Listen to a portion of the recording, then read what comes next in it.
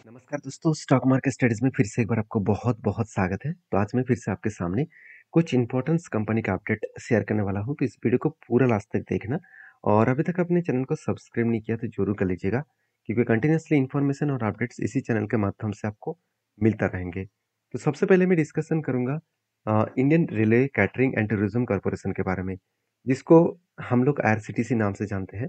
तो बेसिकली इसका market cap करीबन 77,300 करोड़ के आसपास है और कंपनी का पी रेशियो 67 के आसपास है। तो कंपनी का वैल्यूएशन क्या सही में ज़्यादा है? अगर मैं इस कंपनी के चार्ट को एक बार आपके सामने ओपन करूँ तो एक टाइम इसका पी रेशियो चला गया था 325 के आसपास और वहाँ से करेक्शन होकर कहाँ तक आया? जो कोविड के लेवल में था, वही लेवल में कंपनी का आज पी रेशियो देखने को मिला है।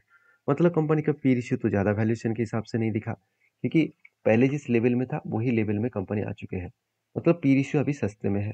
दूसरी बात, कंपनी इसके ऊपर एक चीज़ को नोटिस करना, कंपनी का जो पेयर ग्रुप है, उस पेयर ग्रुप से बात करें तो कंपनी अकेला इस फील्ड में काम कर रहा है।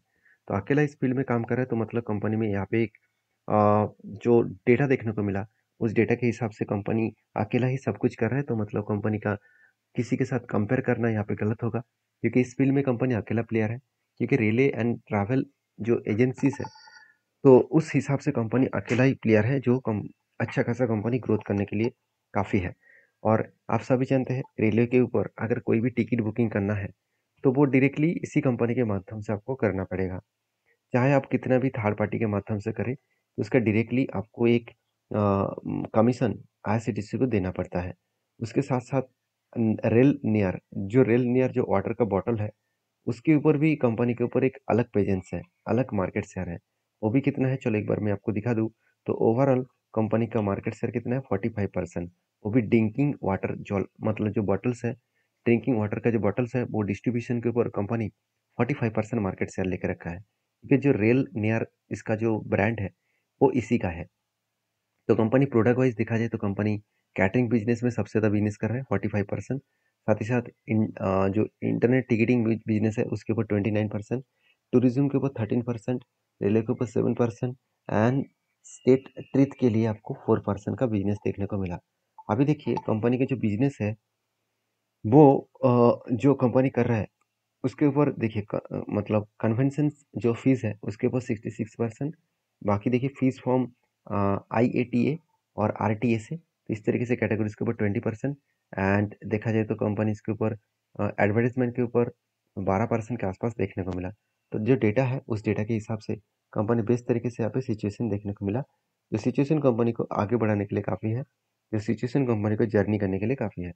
तो बाकी इस आरसीटीसी के ऊपर एक चीज़ मैं आपको बता दूं, आरसीटीसी के ऊपर जो टेक्निकली चार्ट पैटर्न्स बना वो बेस्ट तरीके से बना। उससे पहले क्या कंपनी के क्वार्टर रिजल्ट आ चुके हैं, तो कंपनी का क्वार्टर रिजल्ट 13 तारीख को आएगा। 13 तारीख के बाद ही पता चलेगा कि कंपनी इस बार किस तरीके से रिजल्ट क्या है। तो उससे पहले कंपनी के टेक्निकली चार्ट पैटर्न्स कुछ इस तरीके से देखने को मिला। बहुत ज़्यादा वोलेटिलिटी है, मतलब रिजल्ट आने से पहले अगर कोई भी शेयर में वोलेटिलिटी देखने को मिला तो रिजल्ट का वीकनेस आने का चांसेस है। आप इस बात पे याद रखना, अगर वोलेटिलिटी ज़्यादा है मतलब रिजल्ट का वीकनेस आने का चांसेस बहुत ज़्यादा है। तो क्या सही में वीकनेस आएगा, क्या सही में वीकनेस देखने को मिलेगा, उसके ऊपर आपको इंतजार करना होगा। जब रिजल्ट आएगा 13 तारीख को, मैं सब कुछ आपके साथ डिस्कशन करूंगा। तो फिलहाल के लिए मेरा जो कंपनी के ऊपर ट्रेड है, जिस तरीके से काफ़ी धारा पैटर्न्स का रेंज बने और उसके बेसिस में जो इसका लाइफ टाइम हाई है, उसी लाइफ टाइम हाई के नीचे यहाँ पे टारगेट बनने जा रहा है। मतलब पॉसिबिलिटी हाई है कि इस हाई लेवल तक टारगेट अचीव करने का चांसेस है। तो बाकी टारगेट अचीव होगा कि नहीं होगा, वो तो बाद में ही पता चलेगा। फिलहाल के लिए मैं इस कंपनी के ऊपर बुलिश हूँ। आपकी क्या राय है जरूर मुझे कमेंट्स करना। नेक्स्ट जो कंपनी उसका नाम है जेएसडब्ल्यू एनर्जी लिमिटेड। बेसिकली ये भी एक एनर्जी सेगमेंट के ऊपर काम करते हैं, पावर जेनेट के ऊपर काम करते हैं और कंपनी का मार्केट कैप बहुत छोटा है, तो इसलिए कंपनी के ऊपर मार्केट कैप के हिसाब से कंपनी टॉप 7 में इसका रैंकिंग देखने को मिला। अभी देखिए कंपेयर करूँ इस कंपनी के पेयर ग्रुप से, इसका पी रेशियो ऑब्वियसली बहुत हाई है, इंडस्ट्रीज पी रेशियो से ज़्यादा है। और दूसरी बात, कंपनी के ऊपर अगर मैं क्वार्टर रिजल्ट के बारे में बात करूँ तो देखिए कंपनी का क्वार्टर रिजल्ट यहाँ पे वीकनेस है, मगर प्रॉफिट ग्रोथ बहुत स्ट्रांग है और कंपनी के ऊपर डेप्थ भी बहुत ज़्यादा है।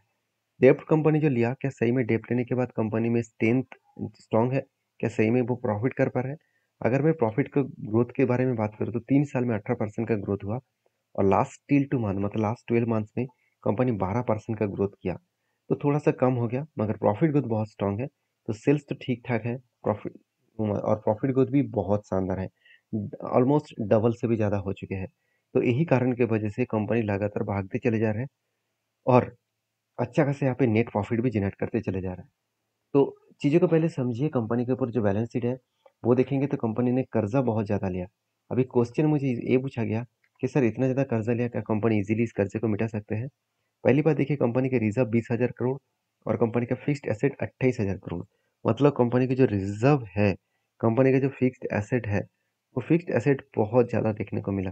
फिक्स्ड एसेट और रिजर्व ज़्यादा देखने के कारण कंपनी का जो कर्जा लिया गया, उस कर्जे को वो इजीली मिटा सकते हैं। अभी कंपनी को कितना ट्रेड रिसीव हुआ वो देख लीजिए।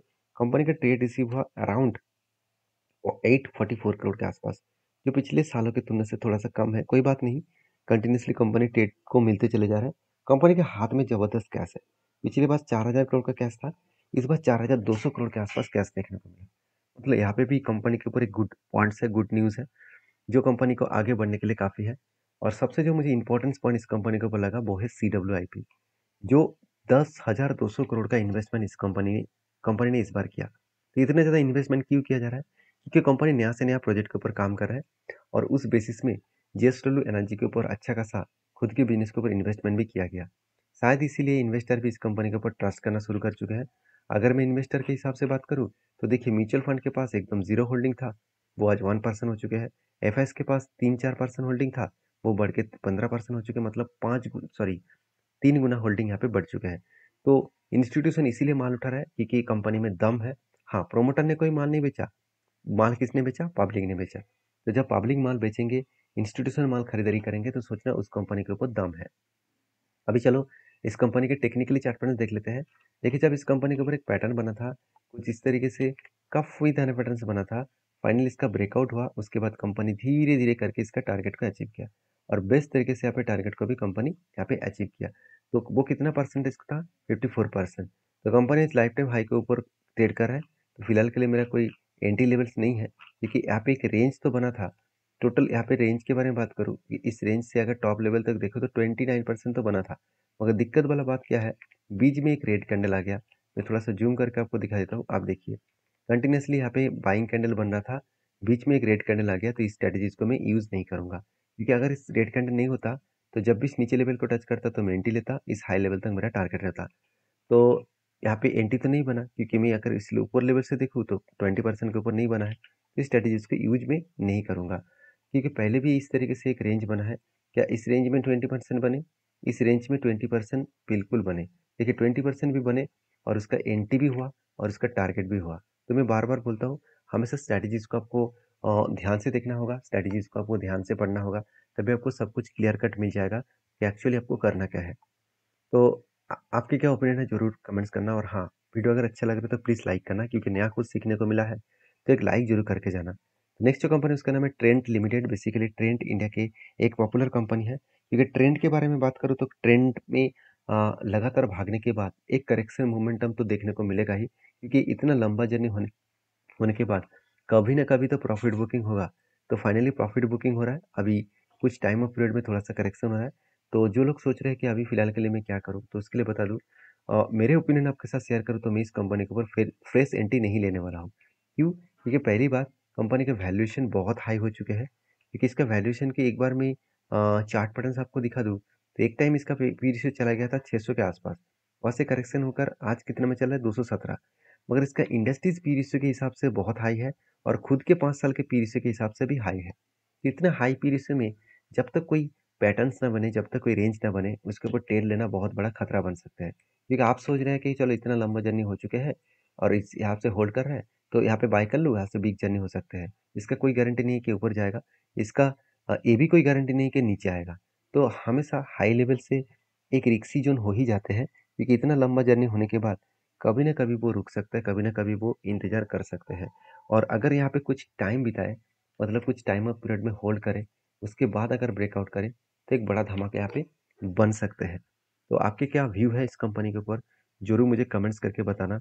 और हाँ, वीडियो में अगर जानकारी अच्छा मिला है तो प्लीज़ एक लाइक करके जाना। लास्ट जो कंपनी है उसके बारे में चर्चा करूँ, उसका नाम है DJ media print and logistic limited.